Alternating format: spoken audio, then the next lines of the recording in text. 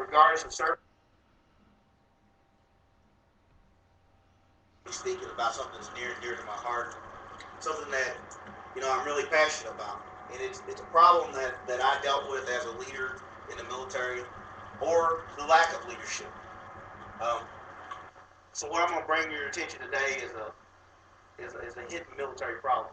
It's not really brought out a lot, but when it is brought out, it's devastating to our families and friends. Okay, what I'm going to talk about is hazing. Hazing is detrimental to the good order and discipline.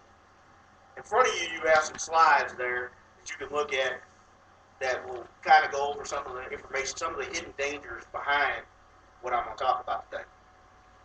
I'm going to define for you hazing. Hazing is any conduct whereby military members or members, regardless of service or rank, without proper authorization, cause another military member or members, regardless of service or rank, to suffer or be exposed to any activity which is cruel, abusive, humiliating, oppressive, demeaning, or harmful. Soliciting, or coercing another to perpetrate any such activity is also considered hazing. Hazing need not involve physical contact among or between military members. It can be verbal or psychological in nature. Actual or implied consent to the acts of hazing doesn't eliminate the culpability of the perpetrator. What that means is it doesn't just because I want to be a part of the group doesn't mean that you can engage in activity that's going to cause me harm. Okay, and I'm going to talk about this the word tradition and all that stuff because those are things that you bring the passion out in and seeing the tradition. So when we use the word tradition, sometimes we use it as a way to escape what the true meaning is. A tradition is a custom or belief a long established action, a behavior in a community or a group of people, often which is handed down from one generation to the other. Okay? If you're handing down something from one generation to another, you want to hand down the positive things from one generation to another. You don't want to hand down the bad activities. Okay? And hazing can include, but is not limited to, the following: playing abusive or ridiculous tricks, threatening or offering violence or bodily harm to another, striking, taping, branding, tattooing, shaving, greasing, painting, requiring excessive physical exercise beyond what is required to meet physical standards, pinning, tacking on blood wings, or forcing the consumption of food, alcohol, drugs, or any other substance. So you ask yourself, how can inflicting harm be a training tool? What are you training them for? You must ask yourself, would you be proud to show your family what you've done on CNN? And that's usually our catalyst nowadays.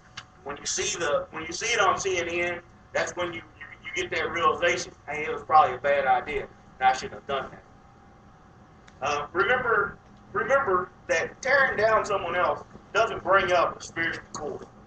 The spiritual core that's what comes up from your heart, where your passion is about being in the military and being in the organization. You're a part of something bigger than yourself. In the Navy, we have approximately 16 suicides a month. Those are lives that their families entrusted with our country, our leaders, to go out and make their country proud, make their families proud. We send them home in a coffin. We don't want to do that. That's not how we want to act. I mean, your families don't endorse us signing up to come home in a coffin because of hazing or poor treatment by our other fellow service members. So we can see. Then I'm going to talk about another crime. And that crime I'm going to talk about is the ultimate betrayal. And that is a sexual assault between a military member to another military member. We're supposed to have trust, honor, and courage. You can't have those things if someone is someone of your own is an enemy within your own ranks. What is the tradition that we're handing down? We should be handing down practices and beliefs that are valued in our custom. Where it is causing injury or harm to another member of your own branch, bring honor, courage, and commitment. It doesn't. How can you place any value on destroying the lives of your fellow sailors? Those are the people that you're supposed to be with and help. So we'll talk about the Sailor's Creed. When I first joined the Navy, which said the Sailor's Creed. The Sailor's Creed is, I am a United States sailor. I will support and defend the Constitution of the United States of America and obey all the orders of those appointed over me. I represent the fighting spirit of the Navy and those who have gone before me to defend freedom and democracy around the world. I proudly serve my country's Navy combat team with honor, courage, and commitment. I am committed to excellent and the fair treatment of all. Again, when we go back to hazing, that's not the fair treatment of all. I'm not treating my fellow service member the way that they should be treated. So you ask yourself, are you your brother's keeper? Your brother or sister's keeper? We're all brothers and sisters. We're brothers and sisters in arms. And that's the most important thing. We're supposed to look at it as the guy beside me to my left or my right is my fellow brother or sister. And I'm supposed to defend them against any enemy. Because when I signed up, I said, I will support and defend the Constitution against any enemy, foreign and domestic, with everything in my being, up and to including death.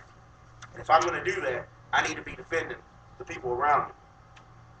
In my experiences, in my 25 years in the Navy, there was times when I thought hazing was just a little innocent fun. You know, it really didn't have no consequences.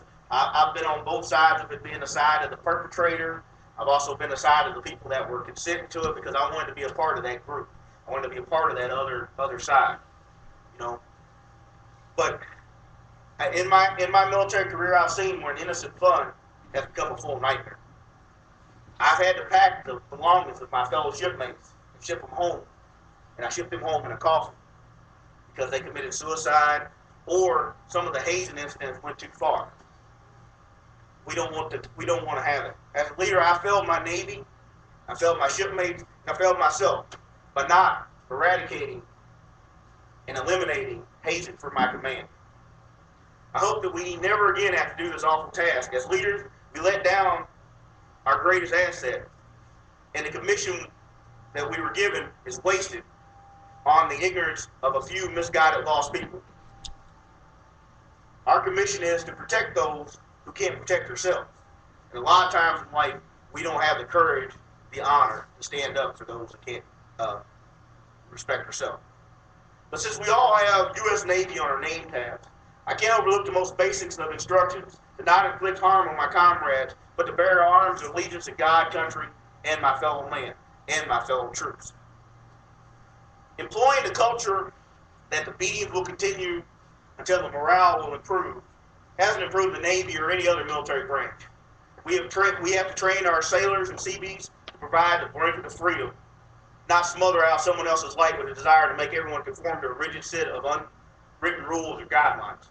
The majority of the time when you have hazing, you're trying to bring somebody back from an area that you thought that they shouldn't be in. You're going to do blanket parties and different things to bring that person back. That inflicts a lot of harm, and it tears them down. It doesn't bring them up. Making them do exercise till they puke doesn't bring them back up and make them into a better person. It just tears that person down and causes a lot of psychological damage. Over the years, as a master at arms, military policeman, I've lectured, taught, and disciplined members who didn't fully understand the Navy core values: honor, courage, and commitment. And the Secretary of the Navy, Instruction 1620.1A, 2A, 3A. Those are all the instructions that tell you about hazing and the detriment of hazing. Okay? You have to get that ingrained in you and come up with the right answer. I've always learned that we need to get rid of the words. We've always done it that way. We don't need to make something into a tradition that shouldn't be a tradition. We shouldn't make something a custom that shouldn't be a custom. And we shouldn't pass down to someone else a bad habit or a trait. Because what's going to happen is they're going to pass that same bad habit or a trait to someone else. When you teach someone, you want them to take away the values and the tradition of the training. You don't want to leave them with a confusing mixed message where they have to understand, when am I going to step across that green line into the darkness. Today, sailors must learn that an uncorrected pattern of behavior does not qualify as a tradition. In my years in the service, I've seen the paradigm shift from hazing. We had a lot of different kinds of things that we called rites of passage. They really weren't rites of passage. It was just a way to abuse somebody, and at the end, you drank a lot of beer and laughed about it and said how how much you beat up on somebody or how cruel or mean you've got to be to your fellow shipmates. That's not how we want to be, and it's not something we want to be proud of. You can't take that. You don't want that on CNN. And you can't be complacent as a leader and turn a blind eye to it. A lot of leaders, they have the problem. The basics of the leader is you either lead, follow, or stand aside. You never can stand aside. That's why we put the uniform on, so that we don't stand aside. If I wanted to stand aside, I wouldn't join the service. If I follow, I need to follow the correct orders and obey the orders of the people that were appointed over me. And if I lead, I need to lead by example, and I need to lead in a way that exemplifies the service that I said I wanted to be. And then for the guys who engage in a hazing ritual thinking they're going to fit in, it doesn't make you a hard seasoned sailor because you went through some rite of passage. It just makes you a stupid sailor, because something that could happen to you could be serious bodily harm, up into including death. And we always want to remember, we don't want to leave anybody behind. And then there's a sobering statistic that I talked about, that ultimate betrayal. The DOD estimates 19,000 sexual assaults happened in the military in the fiscal year 2010. Out of those cases, only 3,158 were reported, which represents only about 13.5% of the actual cases. Out of the 3,158 reported cases, only 529 went to trial. What's the problem there? We re-victimize the person because we don't value something as bad as happened to them, and we don't punish the perpetrator, and we let that enemy stay within our mix. And a lot of times we handle the crime by blaming the victim and having policies that empower the perpetrators instead of the victim. Okay, so how do we allow the cancer in our ranks to permeate our culture and allow the number to rise each year? Those numbers are still rising. Since when you went back to Vietnam and you look at those numbers, 1 in 3 females were sexually assaulted in Vietnam. In Desert Storm, 1 in 19. The numbers, it's the other way around. 1 in 19 in Vietnam, 1 in 3 in the Desert Storm. It was down to 1 in 5, 1 in 4, 1 in 5 when we got to our current Afghanistan and Iraq. So, in conclusion, you can't tell me that doing something and allowing criminals to be in our mix and injuring and hurting our sailors is some way to enhance our culture or enhance our service. So remember, you need to be your brother's keeper. You need to enforce the laws. You need to make sure that people are enforcing the laws, and you need to be able to have a legacy where people continue to proudly serve in the service. And you remember the creed. I am a United States sailor. I will support and defend the Constitution of the United States and obey all the orders of those appointed over me. I represent the fighting spirit of the Navy and those who have gone before to defend freedom and democracy around the world. I proudly serve my country's combat team with honor, courage, and commitment. I'm committed to excellent and fair treatment of all. And I always want everyone to have that fair treatment of all. Thank you for your attention. Thank you for coming. Have a good night.